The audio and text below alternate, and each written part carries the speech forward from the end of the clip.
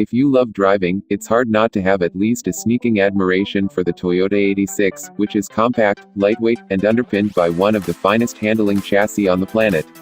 Yet, for a lot of us, it's admiration that comes with a sense it's never had the chance to be everything it should have. See, neither Toyota nor its project partner, Subaru, ever gave it the straight-line pace to match. Some might argue it would have unsettled that carefully engineered platform, but MCA suspension is setting the record straight. Judging by this car, they're making a strong case too. One of only two VR38 converted 86s in existence, as far as we know, it's not only delivering 5 times the factory power output, but it's doing so without the aid of four-wheel drive or some sort of one-off chassis. And the results speak volumes: a 9th place finish in the fiercely competitive open class at the 17 World Time Attack Challenge in Sydney, its first outing, following a build that took only 4 months. That's a pretty big oversight on Toyota's part, right?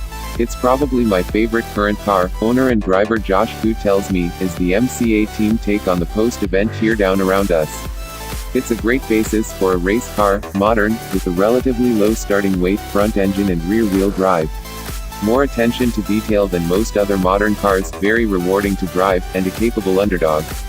Of course, it's not so much of an underdog with the right brains on board. MCA Suspension is the name to beat in WTAC, having taken the overall title the last 2 years with the Pro Class Hammerhead S13, named after its aggressive front-end aero. The family-owned company, based in Queensland, has built products for pretty much every type of motorsport you can name, engineering taken straight from Josh and his dad, Murray, competing themselves. I've been coming to WTAC with the team since we first entered in 11, Josh explains. I enjoy it because you get a lot of freedom with how you design and build the car. Building a car to do 1 or 2 laps at a time is easier than building one that needs to last a whole race, so you can get a bit more crazy and inventive with things. To a point, anyway. For all the wild aero, 4-figure horsepower, and mind-bending lap times, there are strict limits even in the pro classes, which means everything in the pits is essentially a heavily modified steel monocoque with the standard suspension points in place.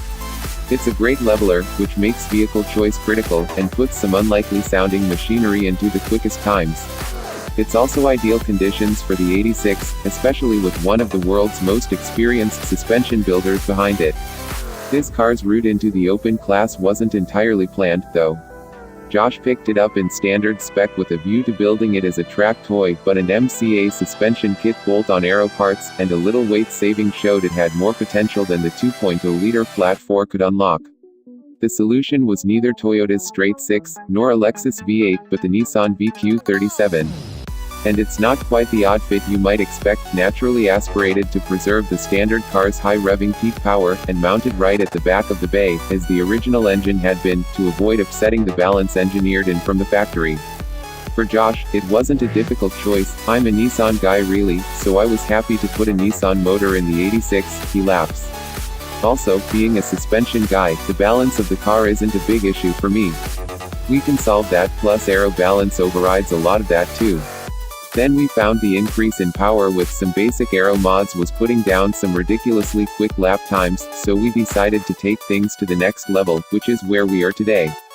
Competing at WTAC would have quickly shown up the limits of the VQ37, but that swap had laid the foundations for the GTR's VR38 to slot into the front end of the 86, after a rebuild at Fatta's competition engines in Queensland.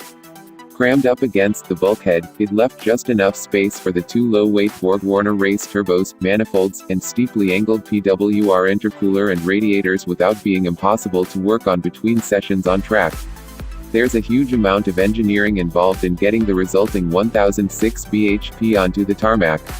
The Hollinger sequential gearbox is spaced to shift the weight further into the wheelbase and linked up to a 350Z Nismo rear end via a heavy-duty prop and driveshafts. At each corner, the custom-built Hoya wheels are wrapped in WTAC's Advin control tires and home to STI spec Brembo brakes, a hard-worked setup with that much power, but only tasked with keeping 2,700 pounds on the track. Open class rules mean suspension mounting points can be strengthened but not changed, so the body structure here is close to the road car, though it's stiffened with the required CAMS-compliant roll cage. Aiming to show what the 86 could manage with simple upgrades, the chassis is stock except for fully adjustable MCA Red Series suspension and the company's traction mod kit, which flattens the angle of the rear arms and improves straight line and cornering stability. The rest comes down to aerodynamics. With only a few weeks before the car needed to be in Sydney, MCA called in Andrew Brilliant of AMB Aero to re-sculpt the coupe for speeds higher than Toyota had ever imagined it could reach. The one-off kit was based on 3D scans of the car and flows into the AIM over fenders, which were already on the car. The bodywork was built to meet the tight size and weight requirements of the open class regs, so there's no part that doesn't serve a purpose, including the hidden airbox that drags cold air in through the bumper and cooling pack and out through the vent on the hood. It's early days, but it's shown a lot of potential already, Josh says. 1,000 horsepower is a lot to try and manage through two wheels, so it can be a bit difficult depending on the kind of track, but we've got a year to develop it at other events before it comes back to WTAC. I'm excited to see what it can do in 2018.